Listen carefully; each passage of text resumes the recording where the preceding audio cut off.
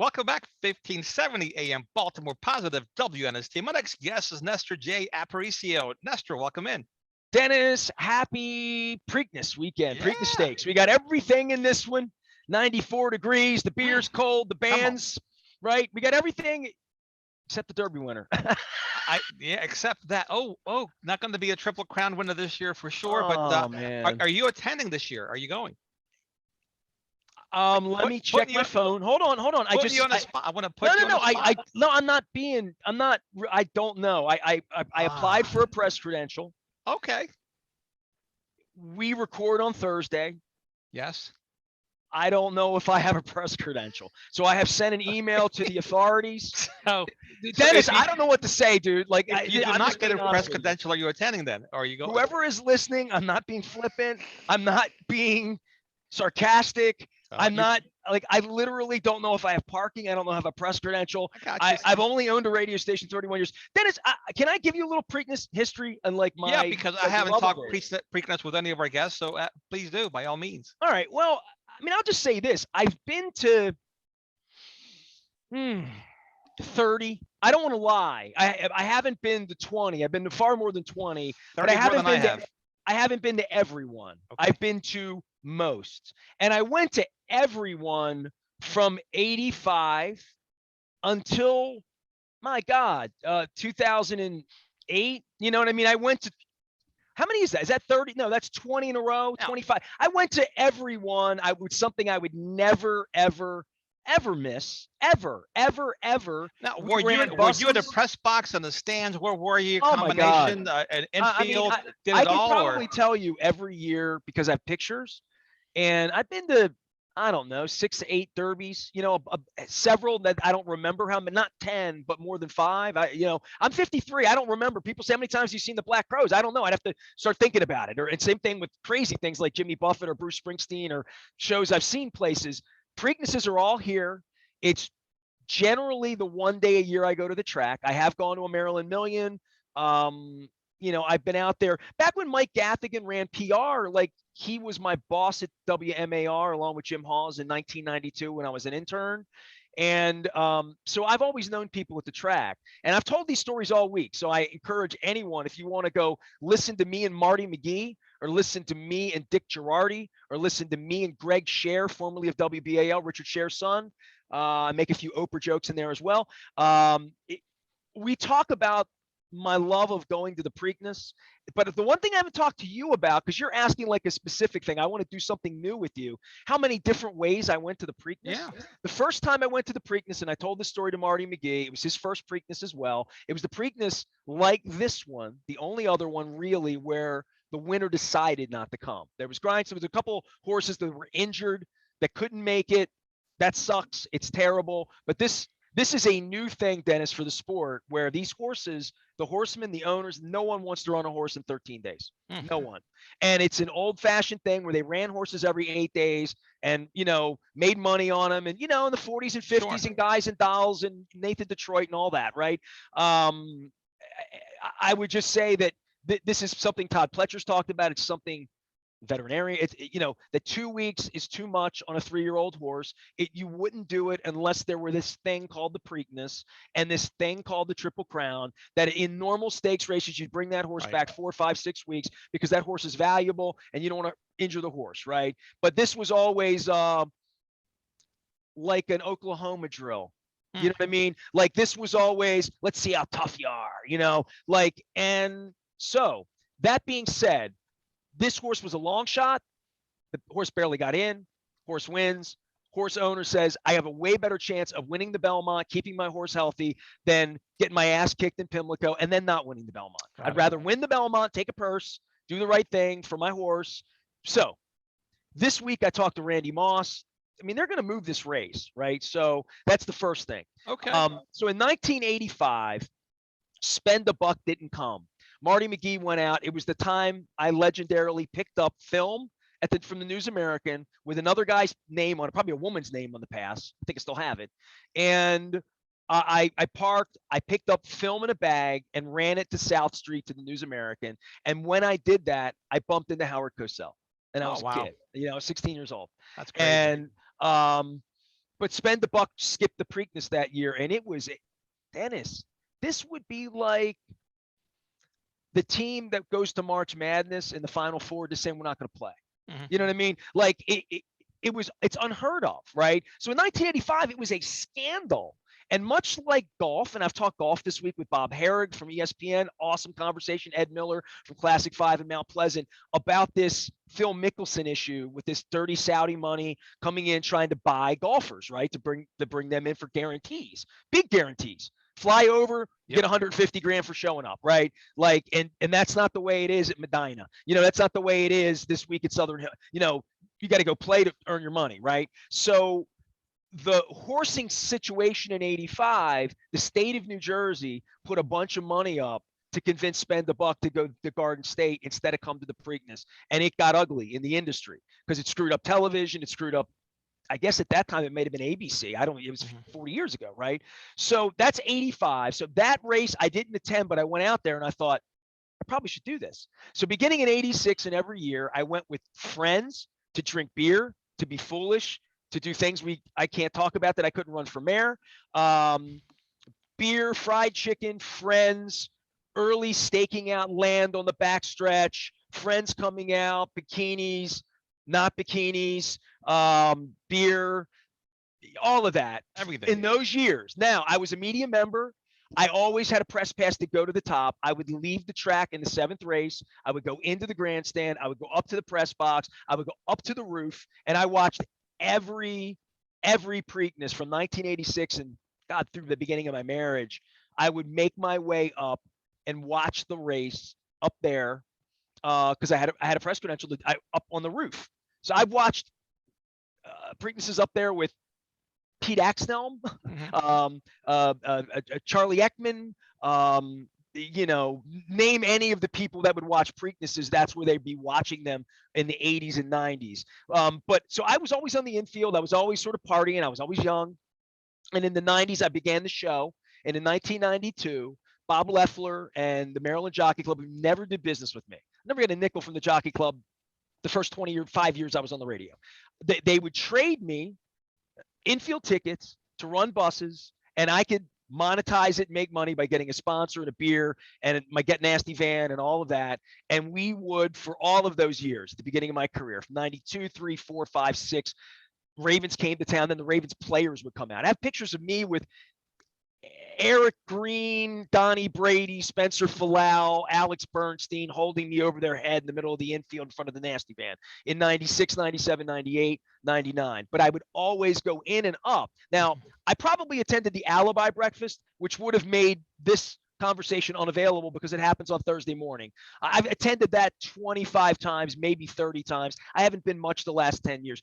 A delicious crab cake, delicious fried chicken.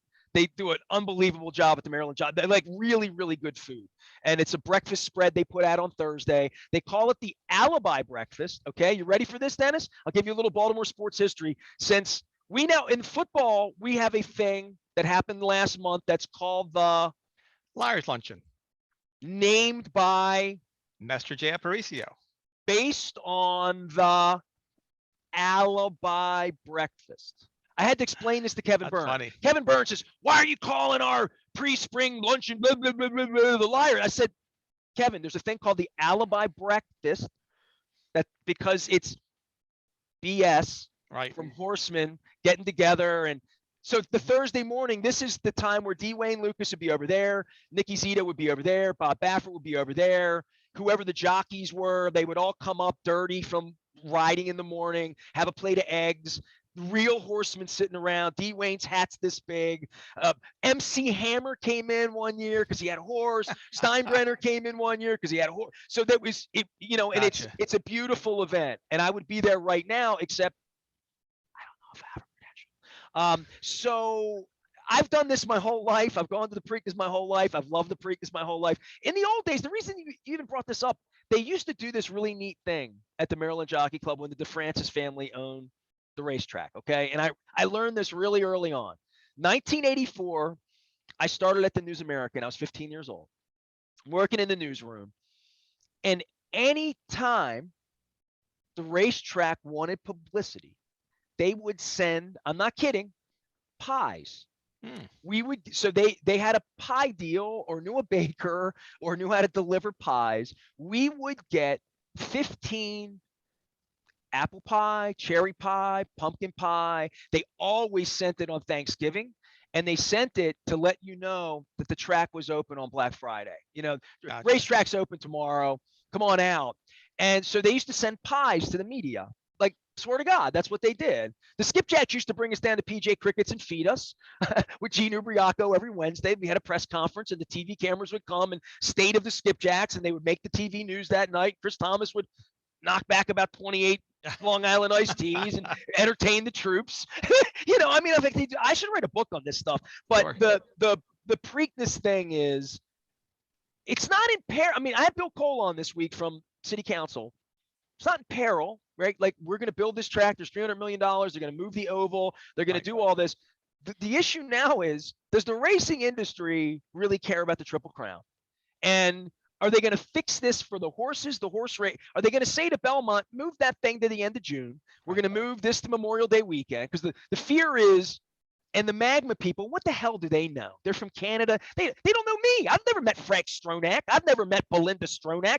Sal Sinatra ran from me the same way, at a similar speed that Andy McPhail ran from me. I mean, like, similar. It's like a 4.3, 4.25 in speed. And I don't understand. I mean, all I've ever done is love the racetrack and go, do you know how to read the form, or do you not? Never been out there. I've never been out there. Never been to a horse race. I'd like to go eventually, but not right now. But eventually, I'd like to get to the track. Well, I've never been on a horse race. Here's what they should be doing. They should be trying to find a way, and I know you're not a gambler, and that's an ethical, and I get all that. They should try to find a way to get you out for fun. Yeah. Feed you steak, give you a glass of wine, show you a good time, have the basketball game on, show your date a good time, your family a good time, your buddies with cigars, whatever you're into, right? That's what Gulfstream is. That's what Churchill is.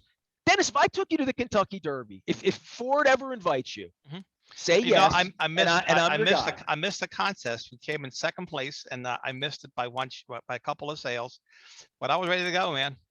I probably should have went anyway. It would blow you away. You would just say, this was, I see why people go. I see the attraction in it. And I think Pimlico can be that, Preakness can be that, but it needs somebody like me that cares.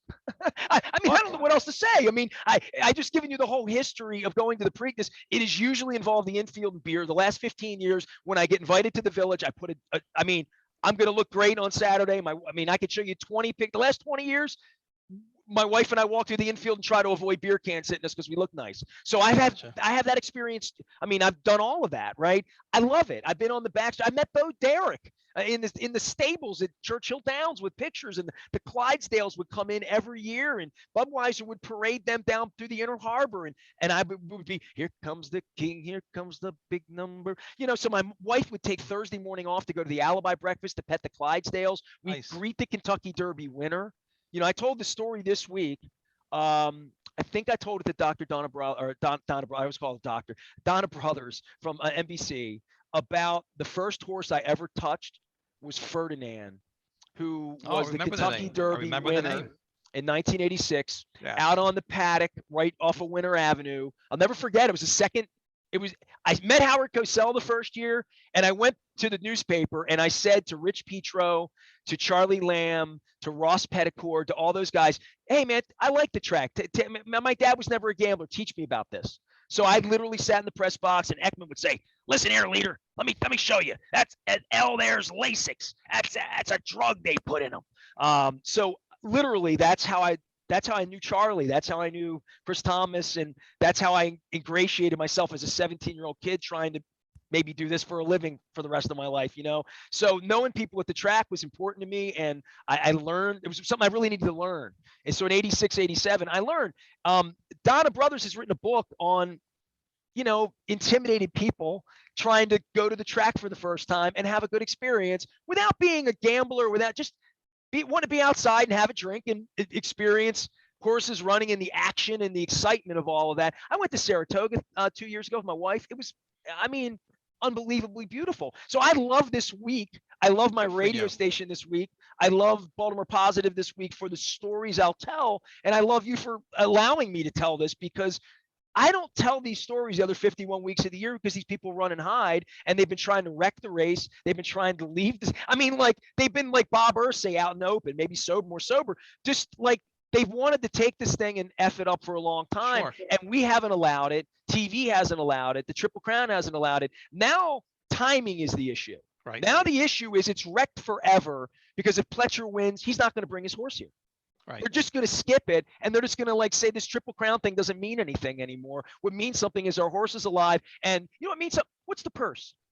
That's what means something. Pageantry and all that has gone out the window for. We're not going to break our $8 million horse by running it 13 days later in Baltimore. Well, I do think that extending the races is probably going to be beneficial for the sport. It'll just extend the season, just like football has done, and in a very smart way, right? So. And then also eventually, Nestor, I'm going to buy a horse. I have a couple of friends that we've talked the last year or two. I'm going to get into horse racing in some capacity. All right, so here's what we're going to do, because you broke me in on fishing. The golf thing. I talked a lot of golf this week. It's just I've tried all these things. I mean, fly fishing, something I'm interested in. So therefore, maybe you take me out with a worm and a hook and that, Sure. But I would say this: the training wheels for all of this would be you having a good experience on Saturday, not as a corporate dentist or buying a bar or any of that, just going out there and sniffing around. If you put a press pass on you, walk you around, you could go everywhere and just see the experience that I would see if I have a press pass Saturday, and I don't know if I have a press pass Saturday, and the things that I've seen at Kentucky Derby and here and Belmont. I've been to 5 Belmonts, man. I've run bus trips to Belmont with people. My wife and I were up there 2 weeks ago with Barry Trotz, the Last Supper, as we're now calling it. And the parking lot where that UBS Center, that's the parking lot of the Belmont racetrack. And we famously, like Fred Flintstone, I'm not kidding, my wife still laughs about it. Everybody was hammered, right? We're up there. We told everybody, you got to be on the bus. You got to be on the bus. You got to be on the bus. These 2 jag-offs are like running for the bus, and the bus driver had no conscience, man. Like, we've been parked for 2.5 hours waiting to get out of the lot. And it was Fred Flintstone getting locked out of the house. You know what I mean? So my wife, when we pulled up, she's like, remember the time we left that trunk guy back in 2006? She said, as we're, and it's a sort of a, it's not a dodgy area, but it's an industrial kind of area we're driving through. And she's like, I wonder how those guys got home. Probably still running. Well,